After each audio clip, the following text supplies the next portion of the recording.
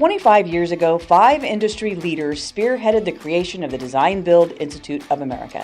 They came from very different places in their careers and in the industry, but they shared one important goal: to expand the use of design build nationwide. I'm Kim Wright with the Design Build Institute of America. DBIA's founding fathers were design build true believers at a time when many in the industry considered alternative delivery processes risky and a threat to the status quo. We're so excited that all 5 will be joining us in New Orleans at the Design Build Conference and Expo for a truly unique reunion where we'll talk about the past, how it's played out in the present, and their predictions for the future.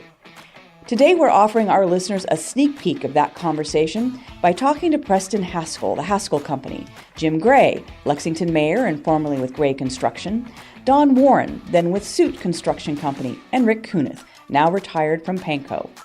We'll start with the phone call and the 2 men who started it all, Preston Haskell and Jim Gray.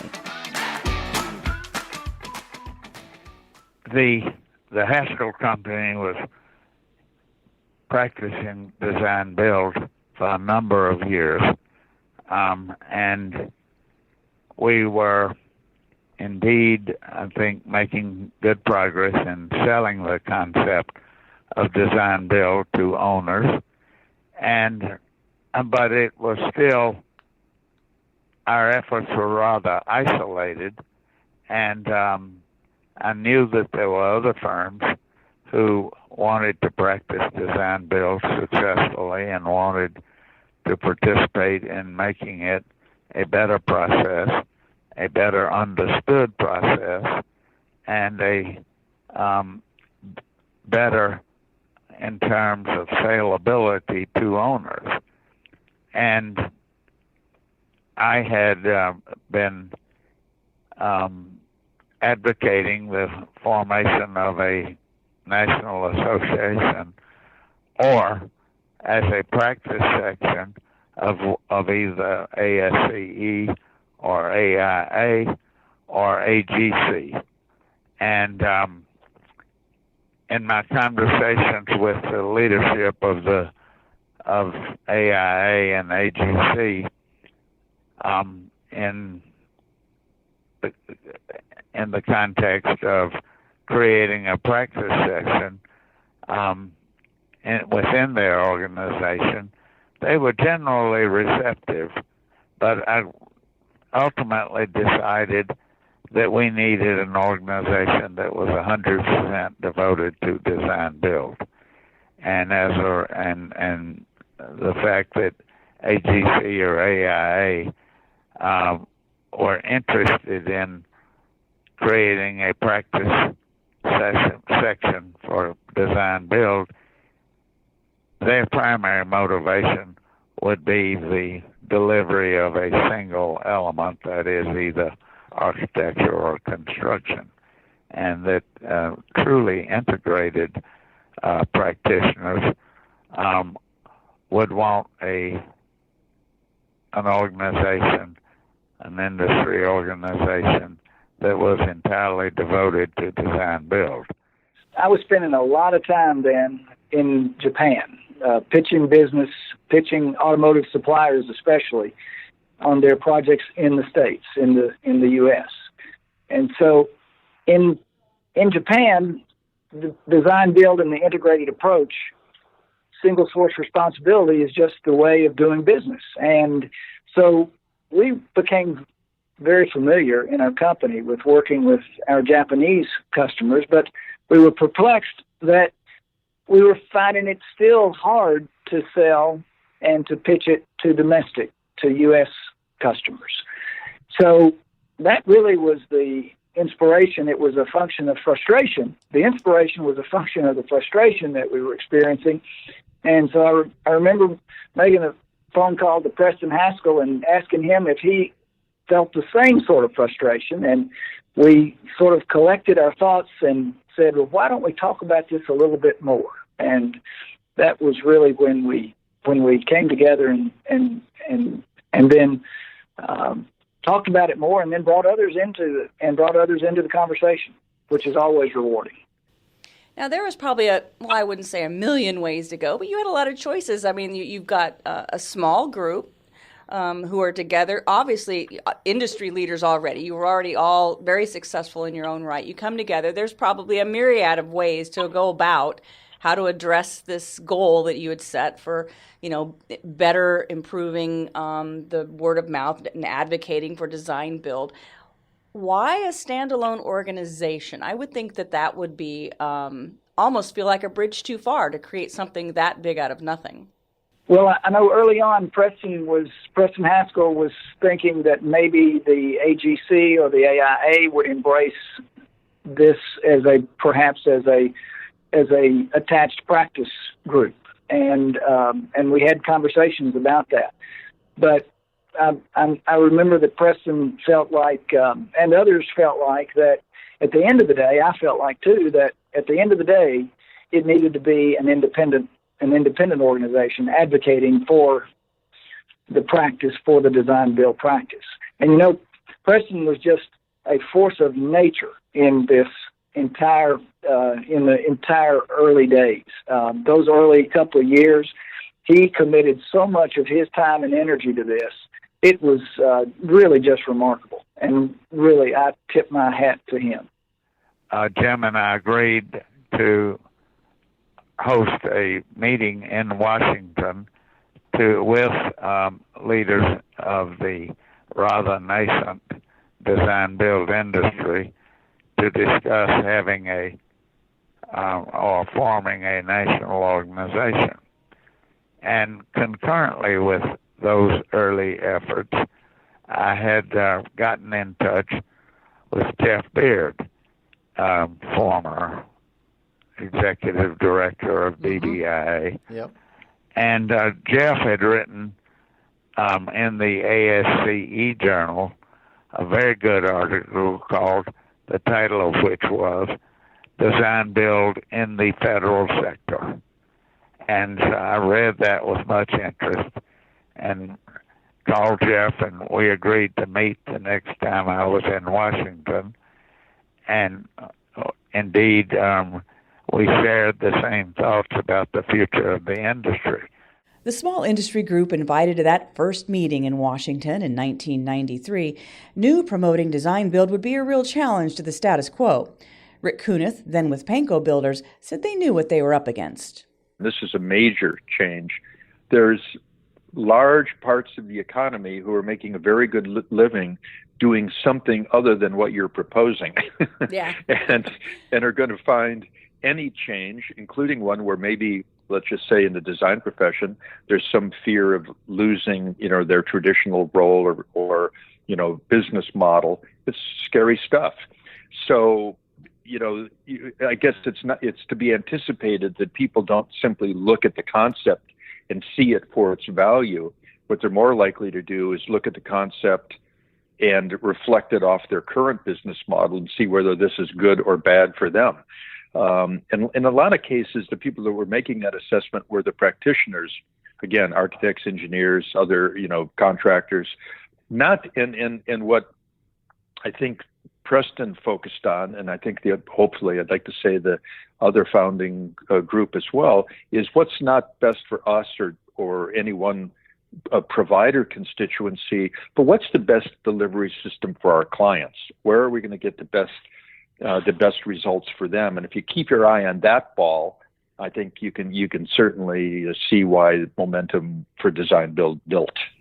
Well, and it's interesting too that DBIA is, and the way it was created in 1993 and still is today, is unique in the sense that it's really not serving just one profession, one piece of a design build team. We really do represent every one of those constituencies, which, traditional large organizations that our industry has seen, they generally represent one piece of the pie. And so I think the fact that, back then the way you guys imagined it and the way it's played out is maybe one of our strengths. I don't know if you realized that at the time, but was there a discussion about how do we represent all of these diverse professions in one organization?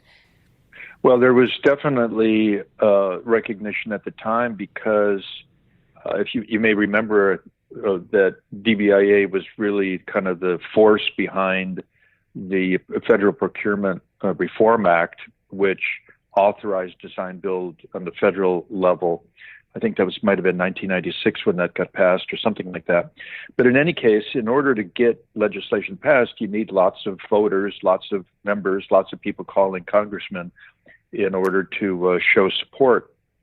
As we approached the other professional organizations, all of the normal suspects, and obviously, orders of magnitude bigger than DBIA in the early days, sure. What you found very quickly is that those organizations exist for very narrow purposes, which is their membership.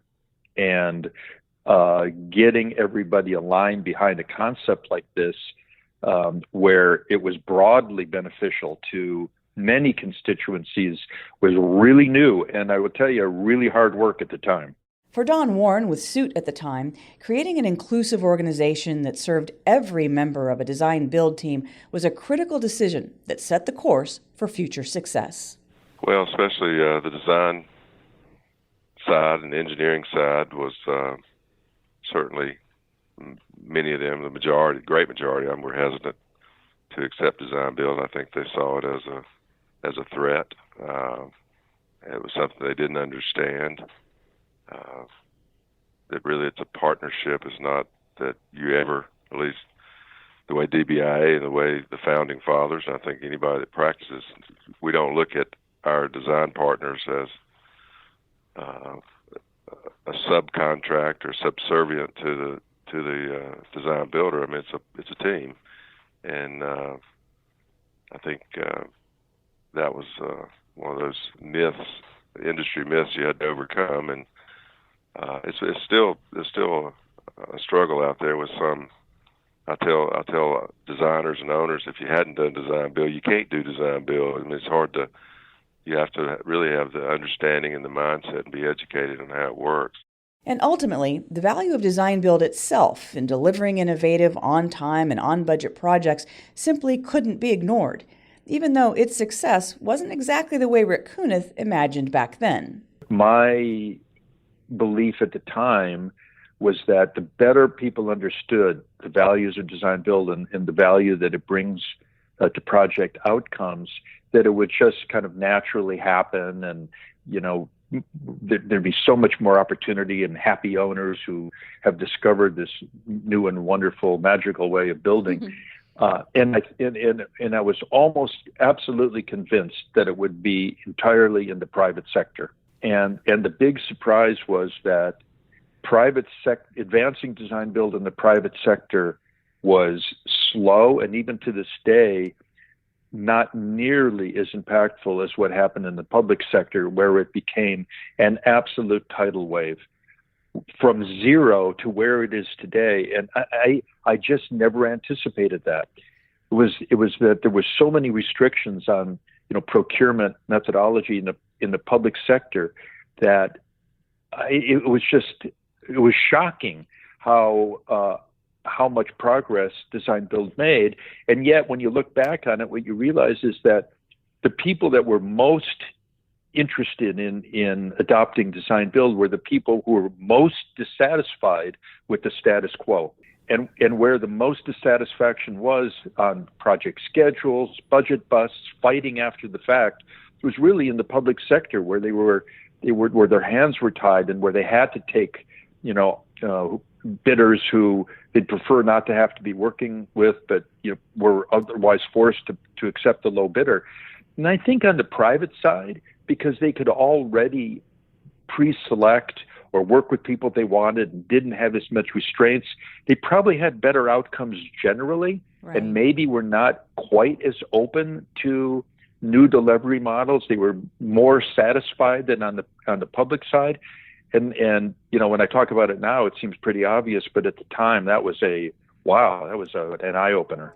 For Preston Haskell and Don Warren, DBIA's early mission to advocate and educate industry on best practices laid the foundation for today's success. The DBIA has done a great job of several things. Number one is publicizing design build, advocating design build, and bringing design build delivery to the attention of owners and others. At the same time, I think of it as having that as one of its two most important purposes, which is publicization of design build and advocating it in the marketplace. And number two is best practices. And those are the two things that I worked on the hardest in the early years. Number one, publicizing, and number two, developing and implementing best practices. Because in those early years, you had a bunch of guys out there who claimed to be design builders. They entered into so-called design build contracts, and they did a poor job of it. In the early days, there was a lot of design build done wrong. DBIA has done a very good job of disseminating best practices. And if we don't do it right, then it's going to be very difficult to continue expansion of the market and the percentages of design build. So the two are kind of interrelated. Number one, publicize and advocate, and number two, develop and disseminate best practices. If you do those two things, they will interact with one another, and design build will continue to grow, to capture a larger share of the market, and make design build almost the default method of delivery. I think DBIA is just great leaps and bounds have educated the industry, from owners to designers to engineers to contractors and trade contractors, that this is the way to go. The master builder approach is the right way. I remember Preston Haskell talking about, I don't think the seven wonders of the world were built with an owner in one corner and a contractor in another and an architect in another and engineer in another corner and the lawyers sitting over in the side, and it magically happened. It was a complete team that built the pyramids or built the gardens, hanging gardens, or whatever, the seven wonders. It was all integrated effort, and that's really that's still the right way to do it. In one sense, no, I did not envision what we are today, but on the other hand, I am certainly pleased with what has happened in the subsequent 25 years, and I think that the leadership made the right decision to spread out and become a voice for several thousand members, and it's been extremely successful in so doing. But it is not what I would have imagined back in the early days. So what's next for our industry? Here are Jim Gray and Rik Kunnath. I don't think we imagined the growth, the full potential, and how robust a contributor to the industry, to the profession and the industry that it is today. It's just really remarkable. And so, yeah, you sort of have to pinch yourself and get it creates cold chills a little bit, goosebumps, that it was an idea whose time has come. It had come, an idea whose time had come. And I always believe that ideas are the DNA of everything that's important, and in this case, it has certainly matured. The idea has certainly matured to a point that it's a major contributor to our economy. 25 years is a long time, and I've been on a couple of other panels where we've tried to look ahead 10 years, and geez, even that's very difficult. I'd say that there's going to be some continued movement towards collaboration, towards integration. Some of it, I think, is going to be as a result of trying to take advantage of technology, things like fully integrated BIM, for instance, where right now what we have, we've basically got BIM platforms and models that are separate and unique for the structural engineer, separate for the architect, separate for the builder. We don't have full integration. We may have clash detection, but we don't have full integration.